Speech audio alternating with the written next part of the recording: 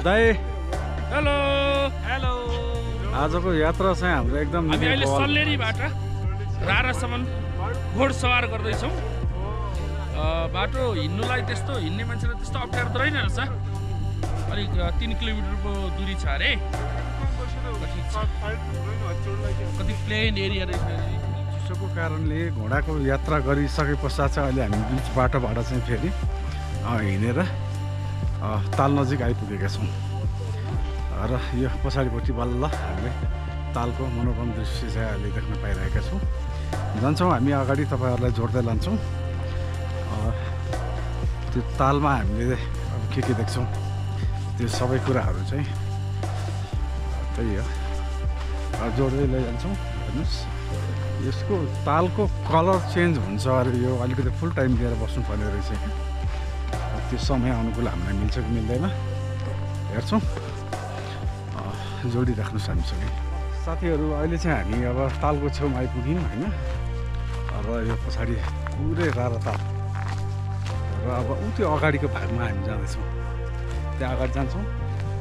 त्यहाँ अगाडि चाहिँ अब हामीले बोटिङ गर्ने के छ होइन, रेस्टुरेन्टहरू चिया खाने छ कि जस्तो लाग्छ।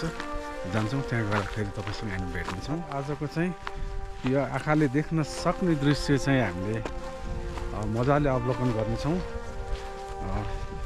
हामी यस्तो ठाउँमा आउनु पाउँदा चाहिँ एउटा हर्ष व्यक्त गरिरहेका छौँ। तपाईँहरू पनि आउनुहोस्, रारा नछुटाउनुहोस् है।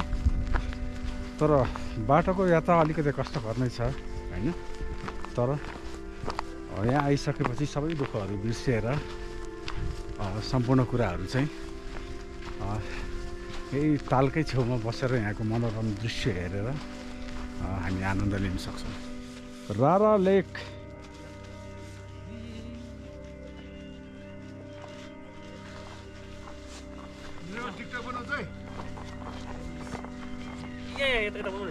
यो इन्जोइङ मोमेन्ट।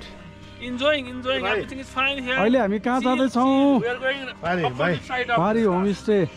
Yeah. यो साइडबाट चाहिँ पुरै देखिँदो रहेछ।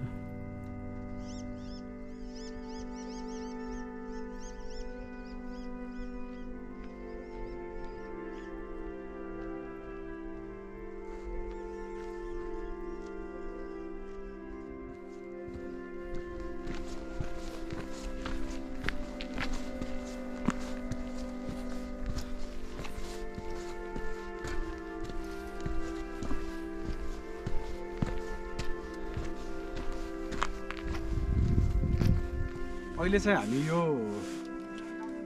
पारीपट्टिको होमस्टेतर्फ चाहिँ जाँदैछौँ। अब यहाँबाट बोट सवार गरेर है, अनि यहाँको नदीभित्र चाहिँ अब हामीले के चिजहरू हामीले भेट्छौँ तपाईँहरूलाई। हामी जाँदैछौँ, पारी नै भेट्नुपर्छ है। फाइनली गाइज, अब हामी चाहिँ बोटमा चढिसक्यो है। अब हामी चाहिँ जाँदैछौँ रारा ताल भित्रपट्टिको भागमा। हामी लोकाजु दाइको र मेरो चाहिँ कुरा चाहिँ एकदम लास्ट बवाल हुन्छ हाम्रो। कतिको आनन्द लिइराख्नु भएको छ दाइ? एकदम भेरी फन्टास्टिक।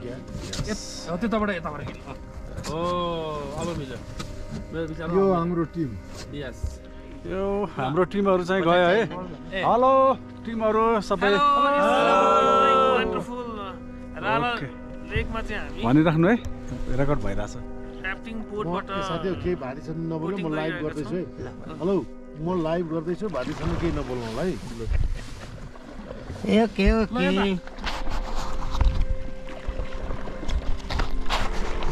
मेडिकेट एउटा हाल्नै पर्छ।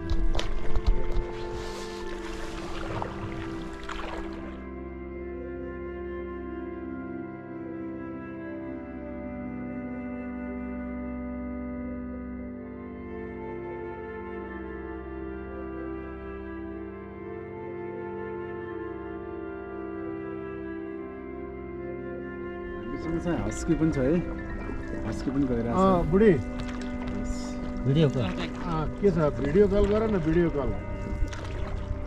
हेलो, भिडियो कल गरेर काटिहाल्छ नि। ल सुन्दर यो तालबाट म तपाईँ लाइभ प्रसारण गरिरहेको छु। जो हजुरलाई कल ए भाइ उठ के गर्छ ल बुढी हाय हजुर नमस्कार नमस्ते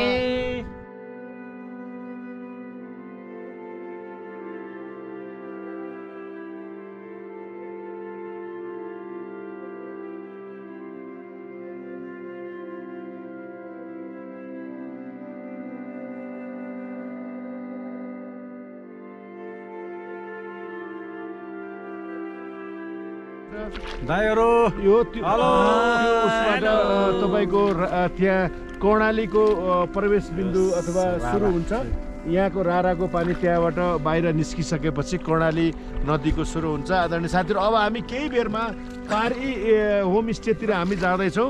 त्यहाँ हामी खाजा खान्छौँ, रमाइलो गर्छौँ, घुम्छौँ र रारालाई नदीबाट चुम्छौँ र हामी एकदमै रमाइलो गरिरहेको छौँ। यो रारा एकपटक आउनुपर्ने मनमोहक ठाउँ, नेपालको एउटा स्वर्ग जस्तै ठाउँ हो। अहिले चाहिँ हामी राराको पश्चिम बेल्टमा आइपुग्यौँ। यो पारिपट्टि हामी डुङ्गा सवार गरेर आइपुग्यौँ के अरे अब जाँदैछौँ। यस्तो किसिमको छ रारा, तर चिसो चाहिँ अर्कै टाइपको चिसो, अक्सिजनको कमी हुने जस्तो देखियो। चिसो टाइममा चाहिँ आउनलाई चाहिँ अलिक गाह्रै होला जस्तो लाग्यो।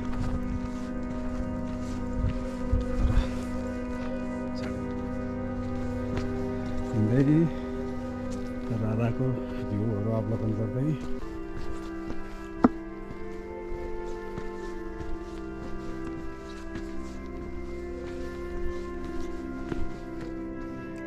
राम्रो देखिन्छ।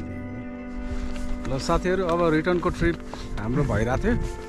हिँड्दा हिँड्दा चाहिँ लगभग थाकेको जस्तो फिल भयो हामीलाई पनि। यहाँ अल्टिट्युड लागेर पनि हुनसक्छ होला, र अक्सिजनको मात्रा चाहिँ अलिकति हाइटमा आइसकेपछि कम हुँदो रहेछ। त्यो कारणले गर्दा पनि अब हामी जति सक्दो छिटो चाहिँ तल फर्किने हामी तयारीमा छौँ। त्यही हो, अब तालको भिजिट गर्नुहोस् के अरे। आइजानु पर्यो मेडल।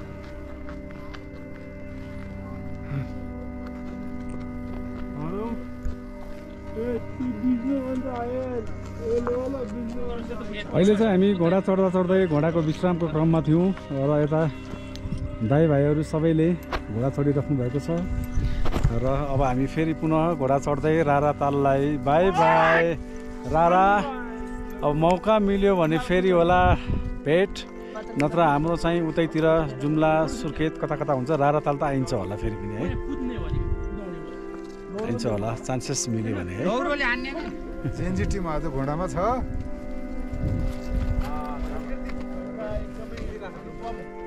हामीले हेर्न र देख्न पाएका छैनौँ। मलाई लाग्छ हेलो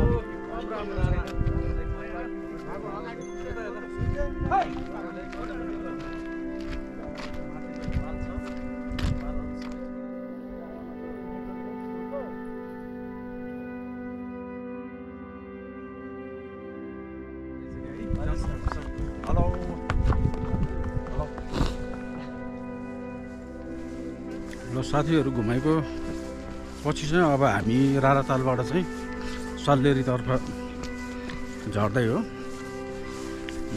राराको घुमाइ लगभग अब हाम्रो सकिएको छ। अब हामी सल्लेरी गएर एकैचोटि त्यहाँ खाना खाएर हामी निक्लिने हो सल्लेरीमै।